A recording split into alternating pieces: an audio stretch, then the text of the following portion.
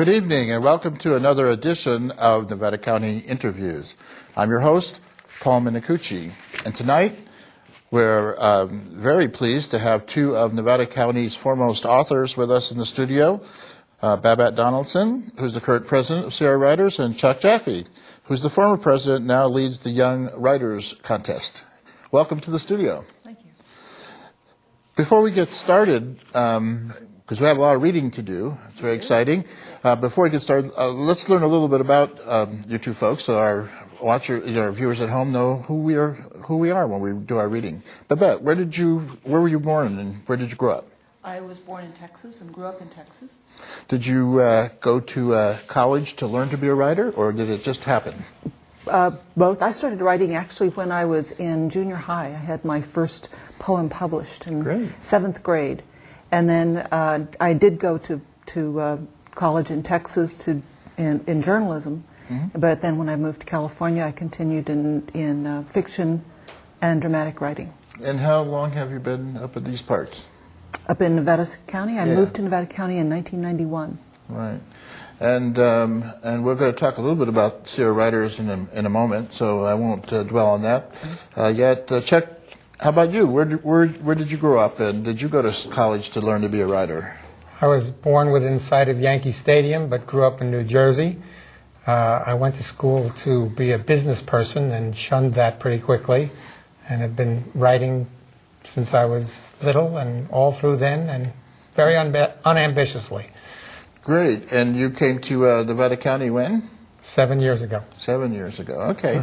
Well, we're going to get started right in with some reading. And Babette, you're going to go first for us. Okay. So if you'll take your position over in our little coffee shop. Our technically moment. Yes, we're challenged here in the studio tonight, it seems. So I know Babette is going to read from Emma Lee series. It's by a series of children's storybooks. They're illustrated actually by a local artist, Jerry Ann Van Dyke, who's, I think, very well known for both her murals and her watercolors. So she completely illustrated my book. I'll start now. This is Emma Lee's Tea with Daddy. As soon as Mama left with her friends for a day hike, Daddy started his fix-it-up projects and showed Emma Lee his list of chores. "Oh, I'd rather have a tea party, Daddy, just you and me." Like you do with Theodosia Teddy Bear, he pretended to hold a teacup with his pinky pointing in the air. She knew he was teasing. Not a playtime tea, a real tea like Mama and me. Sounds delicious, but first I have to finish my jobs. "Okay," she said, "while you do that, I'll make a tea party lunch." Daddy looked surprised. "You can do that all by yourself?" "I can do everything except boil the water. You'll have to help with that." Emily wanted to make it extra special for Daddy. She set the table in the living room with the blue tablecloth Mama had embroidered. Then she rolled the matching napkins into butterfly rings that they had made for a rainy day project. Grammy always said it was important to serve family memories with the tea. So she chose their teacups from the collection in the cupboard. Each one had a story. Daddy would use one that Grammy gave Mama for their wedding. She would use one that Grandpa made on his potter's wheel. Emily waved to Daddy through the window. "Next, I'll hang your bike rack." "Okay, Daddy, I still have a lot to do." She washed her hands and started planning the menu. Grammy's recipe for cambric spice tea and some of the cookies that she and Mama baked yesterday. Making a fruit salad would be fun. She found bananas, strawberries, grapes, and peaches, which were soft enough to cut with a table knife. She didn't have to use anything sharp. The sandwiches were easy. She called them triple butter sandwiches, spread with 3 things: peanut butter, apple butter, and honey butter. She used cookie cutters to make them fancy. It was easy to turn everyday food into party food, and she was proud to be able to do it all by herself. Emily picked flowers from the garden for the centerpiece of the table. She could hear Daddy singing in the garage. It was her favorite silly song. "Would you like to swing on a star, carry moonbeams home in a jar?" And she sang along. "Hey, Emmy," Daddy called. Here's one last chore I need to do. He pushed the lawnmower out into the tall grass. I hope you don't mind waiting a few more minutes. That's okay, Daddy, she called back. I'm still working on your surprise. She had time to change into her favorite dress and tie her braids with ribbons. She liked to dress up and make the day seem more important. She hoped Daddy would remember this as one of their special times together. This was the first time she made lunch all by herself, but she knew she was doing fine. She arranged the plates of sandwiches, the fruit and cookies on the table, and filled the kettle with the cold water and set it on the stove. Daddy would come in and light the burner and pour the water when it was hot. "What's this?" he asked when he saw her dress. "It's my tea party dress," she answered. Daddy looked at his dirty work clothes. "I should wash up and change my clothes, too." While Daddy was getting ready, Emma Lee decorated a name card for each of them. He returned looking very handsome and proud. "Oh, my goodness," he exclaimed, "this is Lava-Lia." She liked the way he made up rhymes for her name. He lit the fire under the kettle while she explained what they would do next. "I will fix the tea," she said, "half milk and half tea." She poured carefully and then stirred it with the whole cinnamon stick. "Daddy, would you like honey in your tea?"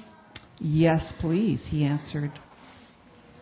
"And so what shall we do at our tea party?" He asked Emily. "Do we sing and read poems like you do when you go to Grammy's?" She answered, "Oh, we just talk. I tell you about what's been happening at school, and you can tell me about your work or what you did when you were a little boy. What's the time? You know, things that matter." Their stories lasted throughout the afternoon and a whole pot of tea.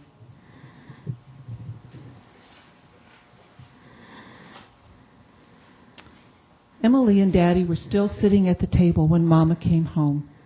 "Look what the two of you have done. This is lovely."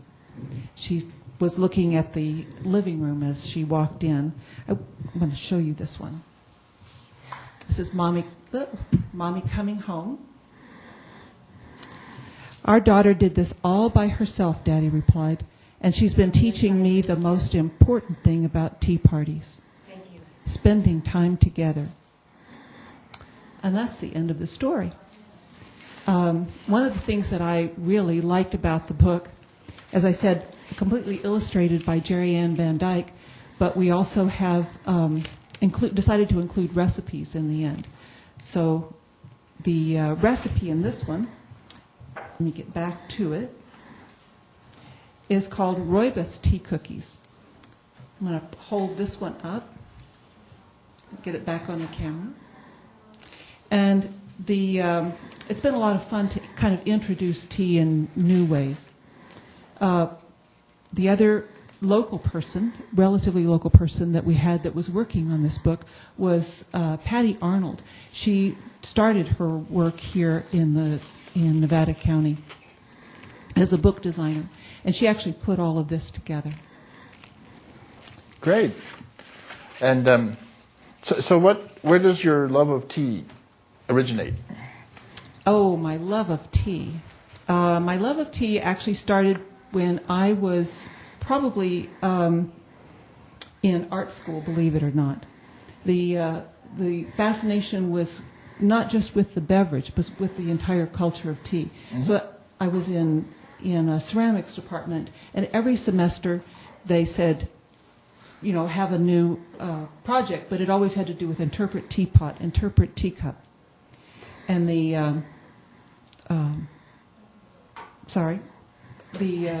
idea then was that I had to study more about tea. Mm-hmm. So I'm learning about Japan and China and trying to incorporate the ceramic ware with the tea, the actual teas. And I was in San Francisco, so that we had a real wealth of different teas down there. And I think for me it was, how do I bring this home to the family and the idea of family tea time. Great. Very, very good. So, thank you so much, Babette, for bringing your book and reading. And now we're going to move ahead, and I have a treat for you guys. I am going to join right here on our set, Sierra Writers. And you'll see I have my membership dues. And folks, it's only $20 a year to become a member. 25. 25, okay. Well, I owe you 5. Every writer in Nevada County for sure should be involved. What are some of the things that we could look forward to as a member of Sierra Writers? Well, we have monthly meetings for 10 months out of the year. 6 of those we have speakers that we are sometimes local writers and some are out of the area. That we've had Bay Area writers that have come up and done presentations. 2 of our meetings are open reads. Mm-hmm. All of them are open to the public, and we have the open read is an opportunity for people to come and have a critique experience on a short piece of work. Right. And the conversations then go on about just the real difference that all of the different writers, you're critiqued not just by someone in your genre. Right. If you're a poet, you might have critiques by your fiction writers. Mm-hmm. Very good. So now I'm going to introduce myself, since I'm going to be reading in this part of the show, and later in the second half of the show, Chuck Jaffe will read from his poetry, and we'll have Samuel Mills reading from his latest novel. So right now I'm going to assume the title of writer, and I actually started writing when I was a small boy, and continued on through high school and into college. I went to UCLA and got my degree in English, Lit, and Drama, and ended up going to Clark University for a master's, and then I ended up at UC Davis getting my MFA in playwriting, and I've had 10 plays done. So I'm mostly a playwright, but now I'm going to venture into the field of fiction here, and I'm going to read from a novel I'm working on. And the title of your novel? Go. Are you looked up? Yes, the title of the novel is Messages from the Universe, and this is the second chapter of that book. It's called Awakening. And it's a semi-autobiographical novel. Anthony stared out the window of the classroom. The snowflakes were more persistent now. Perhaps a storm would not be a dud after all. Perhaps he would soon be home, sitting at the typewriter, blank paper, the erasable bond onion kind, stacked and at the ready. Anthony just loved the feel of the translucent paper. It served as a trigger for his imagination. So now a real snowstorm would be just a ticket, perhaps. Anthony, Brother O'Rourke looked up from the note he had been handed by the senior messenger, who was waiting in attention before the class. "You may go, son," the teacher said to the senior. "But Monsignor said I was to go get the kid and go tell Monsignor he will be down to the office shortly." The boy nodded and left. "Anthony, can you come up here?" "Yes, brother." Anthony just now was becoming aware his name had been called. "Come on up here. Class, you will continue working. Let's see, problem number 1 at the end of end of the chapter, page 45. Do you see it?" "Yes, brother, yes." Pages turned, students mumbled with assent. The robed teacher was an icon at the school. Legend had it that O'Rourke was over 100 years old. Suddenly, Anthony was aware that O'Rourke was studying him with his famous laser vision.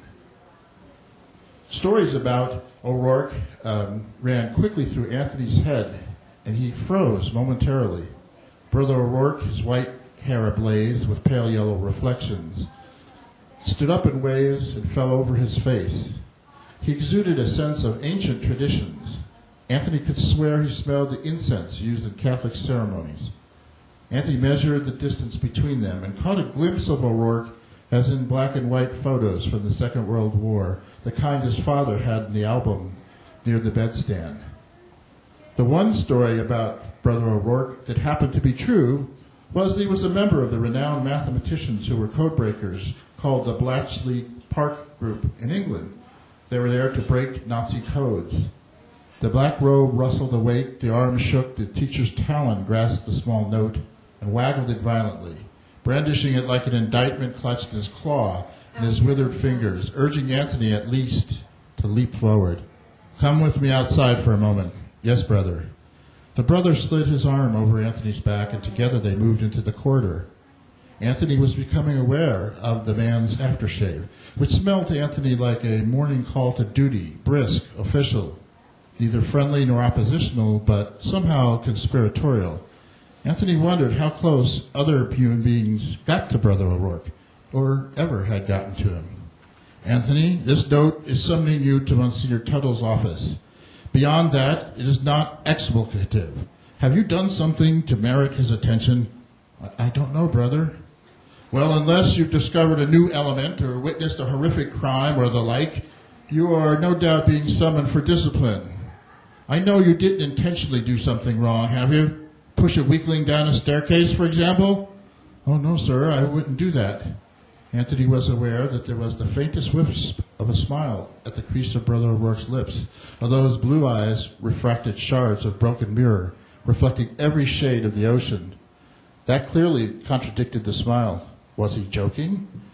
"Well, go do your duty and buck up. You look as if you're going to wet your trousers. Now go back and gather your books." "Yes, brother." O'Rourke held out the note to him. "Thank you, brother." When Anthony was back in the corridor, he walked quickly down the long, blue-green painted hall, passing classroom doors as he went. What could be the problem, he wondered? What would his mother say? Here at Holy Cross for less than 6 months, and already called to the principal. The chapel doors hung open. He thought for a moment to stop and offer prayer to St. Anthony, his patron saint, who guarded Catholics against harm and accidents. He chose against that detour, knowing the sooner he got this over, the better. The secretary opened the door and squeezed into the room. Anthony wondered why she didn't open it further. Was some secret bird inside, like a restless spirit waiting to fly out of the door if it was open more than just a crack? If so, what kind of bird would Tuttle hold hostage? Why would Tuttle keep such fowl? She emerged. "Go in, Anthony. The Monsignor will speak to you now." And now Anthony himself stood before Monsignor Tuttle, accused like John Dillinger or Al Capone. Had he thrown a weakling down the staircase? Had Tuttle found out about Peretti, his friend? "Anthony Aquila, is that right, son?" "Yes, ma'am." "Oh, my God. Sir, I'm sorry." "Relax, Aquila. I'm not about to expel you, at least not yet." He looked at Anthony with utter indifference, even disdain. Whereas Brother O'Rourke carried a reputation for being fierce, even brutal, Tuttle was all business. Tuttle didn't hang out with the boys unless he had to. And yet O'Rourke had betrayed the rank of his station and duty to bond with Anthony. Tuttle wasn't about to yell at a student, but his callousness was frightening nonetheless. Suddenly, Anthony became aware that Father McCann, his tepid English teacher, was in the room. Why was he here? Why wasn't he teaching some other group of boys the secrets of expanded vocabulary or tricks of a well-designed essay outline? Anthony didn't like surprises, and he was assuredly surprised. "You may sit there in that chair. As you can see, I've asked Father McCann to join us." Tuttle got up from his desk and walked over to the table near the window, shuffled through some papers. McCann shot Anthony a glance of remorse. Whatever was happening, it was clear McCann was not in league with Tuttle. "Ah, here it is." Tuttle took the paper, stood within 3 feet of Anthony. "Is this your essay?" Anthony looked at it, recognized the typeface first, and then the familiar words, "the grandmother," and he nodded. "Is that a yes?" "Yes, sir, that is my essay." "You may not be aware of my practice of monitoring English classes, but I do. I randomly pick up assignments completed by students to see how well things are progressing, to see if my teachers are following the syllabus, and frankly, if they're working the students hard enough. Last week, while reviewing Father McCann's freshman English, I came across this essay of yours, "The Grandmother," I believe is entitled. Can you tell me, Anthony, was the assignment that was handed out? There was an awkward silence. Father McCann spoke quietly. "Monsignor, if you will allow me." "No, Father, I will not. I wish to see if Mr. Amelia can recall the assignment. You see, this is important to the discussion because I suspect he did not really understand the nature of the assignment. Yes, Monsignor. Anthony took a breath. The assignment was to write a 400-word essay about an older person who was an important person, an influence on your life. Good, good. And you wrote this? Yes, Monsignor. Well, let's see. He ruffled through the pages, counting them as he went. Looks to be 18 or so pages. Is that correct? I don't know, sir. In any case, it exceeds 400 words, does it not? Yes, sir, but my understanding was the 400 words was a minimum. Anthony could see McCann sitting behind Tuttle was nodding in encouragement. Not a maximum. Oh, yes, but you see, this is one of my points here. There's a question of restraint, simplicity. Why not make it 100 pages? Are you familiar with the words verbose? Sort of, sir. And it means? It means you use more words than are necessary to make a point. Yes, good, that's helpful. Did you know that verbosity is really a sin? Sin? Anthony flashed on his catechism answers. Where was that? What sin? He was in deep water. He would never have been accused of pushing a weakling. He would rather have been accused of pushing a weakling down the stairs, inasmuch as he would know at least the crime. Here he was lost, and to be lost with Tuttle was not a good thing. No, sir. Oh, yes, think about it. It is, as you stated, an excess, is it not? It is a sin of pride, Mr. Amalfi. Plain and simple, it is an adornment. It is frivolous. And when all boys in the class are getting to the point in 500 words, let's say, and you give us 18 pages, as a good Catholic of good character, you must be modest. You must learn restraint. And do you know what is the opposite of excess? Tuttle's voice was rising. Simplicity? Close. Brevity. Brevity is the opposite. This is an important lesson. Use less to say more. Do not use more to say less. But even more important are the two questions hanging in the air here. They are, is this essay or a work of fiction? And most importantly, is this really your work? And Monsignor Tuttle goes on to excoriate Anthony for the work that was really a story about his grandmother. So I sum up the chapter with, Anthony suddenly veered away from the corridor. His heart was pounding. He opened the side door, hoping he wasn't setting off an alarm. He stumbled toward a tree some 50 feet away, and he reached for it just as he started to vomit. He needed to expel the toxin from Tuttle. He would not suppress the pain any longer. When he was done vomiting, he sat at the base of the tree to compose himself. He found a piece of paper from his notebook and wiped his mouth. He looked around to see if anyone had seen him. He felt as if someone else was there, a stranger. He looked around the yard again. The air felt suddenly very cold. No one was there. Then he realized that the someone else was himself. He was the stranger. He was the artist. A deep aching descended upon him. He knew some impenetrable and irrevocable barrier had now been erected between him and the Tuttles of the world. He knew he was a stranger in his own world, an outcast, a doomed soul. He wanted to shout out, "Don't blame me. God made me this way. I am what I am. I did not choose this." To deny this would be futile. He had crossed the bridge into a new world, a world of doubt and hypocrisy, a world of skepticism, a world without an artistic soul, a godless place, he thought, right here in the middle of a religious school. His thoughts were racing. He realized he was at war. He was in a battle he did not choose, but one he could not afford to lose.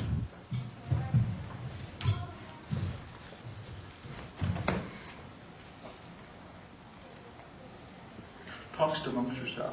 Oh, well, I want to actually thank you for your reading. It's nice to hear your work. Mm-hmm. We know you as the executive director here. Right. I'm not masquerading as what I really do, you know. Of course, writing is like that, isn't it? I mean, you have choices to make as a writer. You don't always get to, get the big bucks or write professionally, and often we have day jobs, as it were. So even after 10 years, 10 plays, it's still, it's always a challenge to get up new stuff and, find a place to go. So we have 2 minutes left here before we end this first segment. Tell me a little about the history of Sierra Riders. When did it begin? I want to defer that one to Chuck. I think you're... Okay. Well, it's more than 30 years old. I believe Phyllis Wardy, who is still active as a member, has had so much to do. She's had every position on the board, including starting the Young Writers Contest, which is our biggest sponsorship as an organization. I've recently taken that over, but she's really the one who created that 11 years ago and was a president like 30 plus years ago. What was the purpose when it started? And is it continued the same, more or less the same way? At its base, it is a network of writers, people who are trying to get it written and get it published and get it marketed, have interests and much to learn from other people trying to do the same thing. And I take it there's a wide variety of writers in the group. I mean, you have people with children's stories, novelists, short story writers, and poets. Technical writers, business writers, travel writers. And I think one of the amazing things when people first come into the group and we have time to talk among ourselves is the diversity and the talent that's in this community. Well, thank you both for being here for the first hour and first half hour, and I hope you all join us again for the second part, where Chuck will read some poetry and our own Sam Mills will get up to read some of his work. So that's all we have time for in this segment of Nevada County Interviews. I'll see you next time. Bye-bye.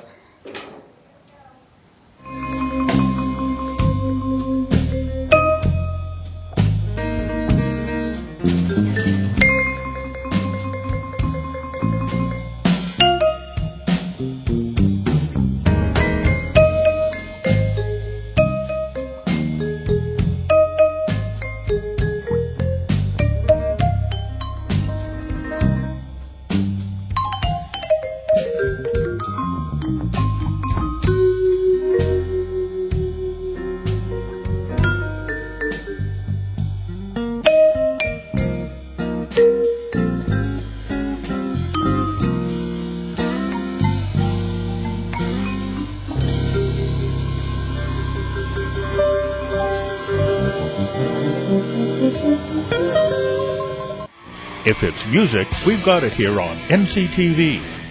From teen-oriented rock star stories to the Auburn Symphony.